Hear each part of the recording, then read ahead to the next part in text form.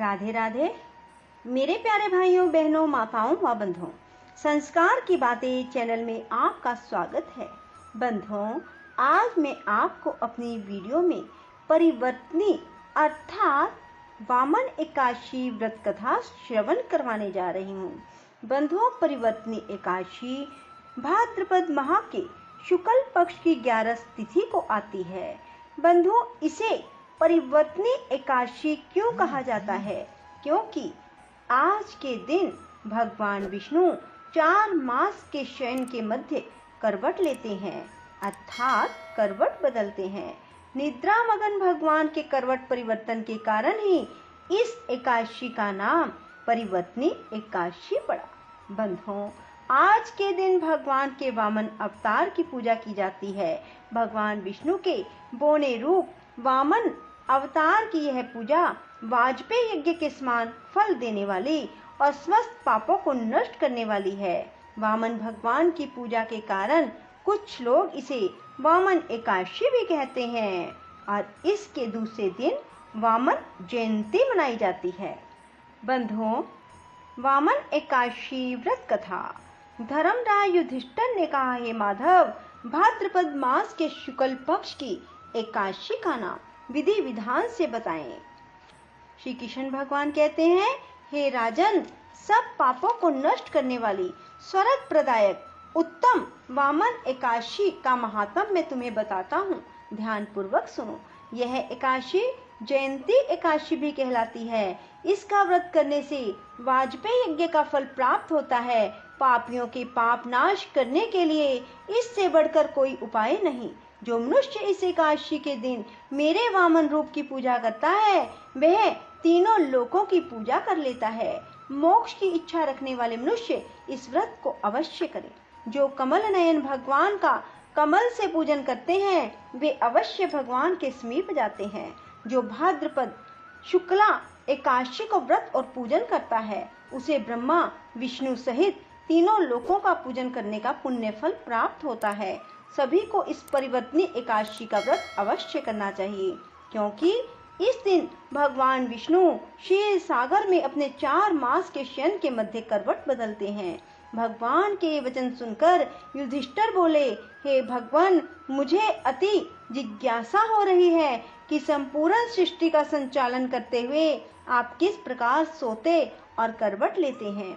किस प्रकार राजा बलि को आपने वचन में बांधा और वामन रूप रखकर क्या क्या लीलाएं की। आपके करवट बदलने के उपलक्ष्य में हमको क्या करना चाहिए, यह बातें आप विस्तार पूर्वक मुझसे कहें। श्री कृष्ण ने कहा, हे राजन, अब आप सब पापों को नष्ट करने वाली इस कथा को सुने। त्रेता युग में बलि नामक एक दैत्य मेरा परम भक्त, अत्यंत दानी, सत्यवादी और ब्राह्मणों का सेवक था। यज्ञों के प्रभाव से उसने इंद्र आदि सब देवताओं को जीत लिया। अब तो उसने देवलोक पर अपना अधिपति जमाकर सभी देवताओं को स्वर्ग से भगा दिया और संपूर्ण लोकों का स्वामी बन गया। आकाश, पाताल, पृथ्वी तीनों ही लोग उसके अधीन हो गए। तब देव ऋषियों सहित इंद्र आदि सब देवता भगवान के पास जाकर उसका पूजन और स्तुति करने लगे। उन्होंने राजा बलि के अत्याचारों से मुक्ति दिलाने की भगवान से प्रार्थना की।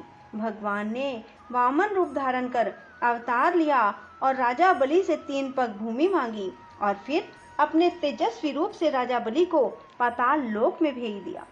यह वार्ता सुनकर राजा युधिष्ठिर ने पूछा, हे जनार्दन, आपने वामन रूप धारण करके उस महाबली दैत्य को किस प्रकार जीता? श्री कृष्ण भगवान बोले, मैंने वामन रूप धरकर बलि से 3 पग भूमि की याचना करते हुए कहा कि मुझको 3 पग भूमि दे दो, इससे तुम्हें 3 लोक के दान का पुण्य प्राप्त होगा। राजा बलि ने इसको तुच्छ याचना समझकर मुझसे कहा, 3 पग भूमि तो कुछ भी नहीं होती। मैंने उसे 3 पग भूमि देने का संकल्प लेकर अपने त्रिविक्रम रूप को बढ़ाकर भुव्रलोक में पेट, जनलोक में हृदय, यमलोक में कंठ की स्थापना कर सत्यलोक में मुख, उसके ऊपर मस्तक स्थापित किया। सूर्य, चंद्रमा आदि सब ग्रहों, योग, नक्षत्र, इंद्र आदि देवताओं और शेष आदि सब नाग गणों ने विविध प्रकार से वेद सूक्तों से प्रार्थना की। 2 पग नापने के बाद मैंने राजा बलि का हाथ पकड़कर कहा, राजन, एक पद से पृथ्वी, दूसरे से स्वर्गलोक पूर्ण हो गए, अब तीसरा पैर कहाँ पर रखूं? तब बलि ने अपना सिर झुका लिया और मैंने अपना पैर उसके मस्तक पर रख दिया। इससे मेरा वह भक्त पाताल को चला गया। इस प्रकार उसकी विनती और नम्रता को देखकर मैंने कहा, हे बलि, मैं सदैव तुम्हारे निकट रहूंगा। विरोचन के पुत्र बलि के कहने पर वहां पर भाद्रपद शुक्ला परिवर्तनी एकादशी के दिन बलि के आश्रम पर मेरी मूर्ति स्थापित हुई और दूसरे क्षीर सागर में शेषनाग की पीठ पर हुई। कथा सुनाने के बाद भगवान श्री कृष्ण ने कहा, हे युधिष्ठिर, इस एकादशी को भगवान शयन करते हुए करवट लेते हैं, इसलिए त्रिलोकी के नाथ विष्णु भगवान का आज विशेष पूजन किया जाए। इनके निमित्त तांबा, चांदी, चावल, दही का दान उचित है। रात्रि को जागरण अवश्य करना चाहिए। जो इस प्रकार व्रत करते हैं वे सब पापों से मुक्त होकर स्वर्ग लोक हो जाते हैं। उनका चंद्रमा के समान निर्मल यश संसार में फैलता है।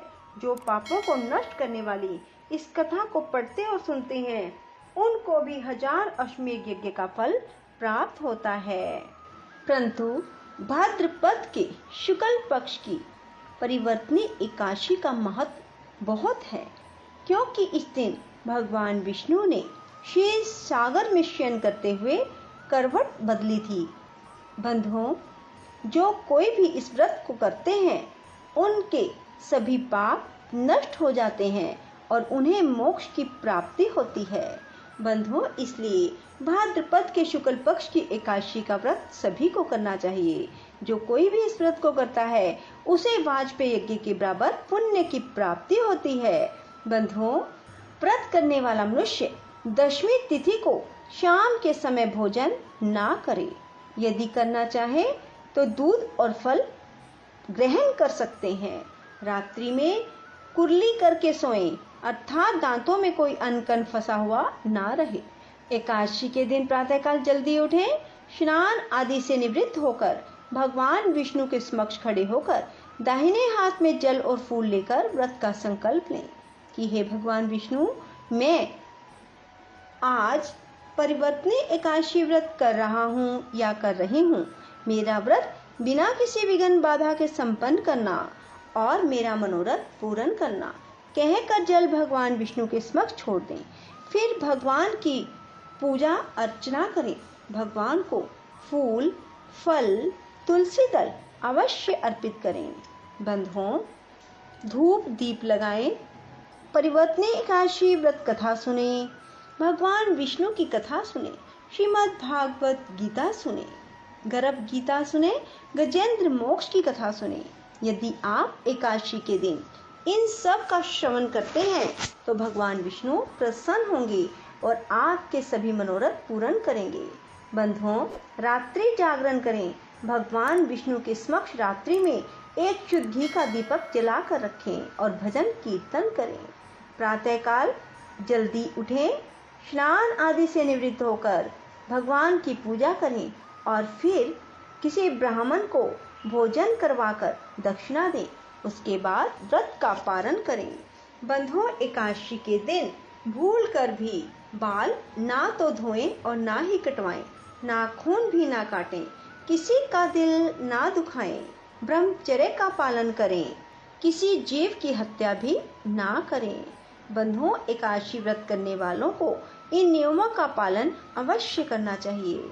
बंधुओं, यदि आपको हमारी वीडियो पसंद आए तो इसे लाइक करने के साथ साथ शेयर अवश्य करना और कमेंट बॉक्स में राधे राधे लिखना ना भूलना। धन्यवाद। श्री कृष्ण गोविंद हरे मुरारी, हे नाथ नारायण वासुदेवा। श्री कृष्ण गोविंद हरे मुरारी, हे नाथ नारायण वासुदेवा।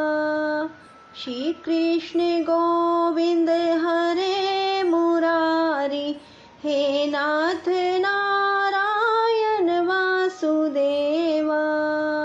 श्री कृष्ण गोविंद हरे मुरारी, हे नाथ नारायण वासुदेवा। श्री कृष्ण गोविंद हरे मुरारी, हे नाथ नारायण वासुदेवा। श्री कृष्ण गोविंद हरे मुरारी, हे नाथ नारायण वासुदेवा। श्री कृष्ण गोविंद हरे मुरारी, हे नाथ नारायण वासुदेवा। राधे राधे, जय श्री कृष्णा।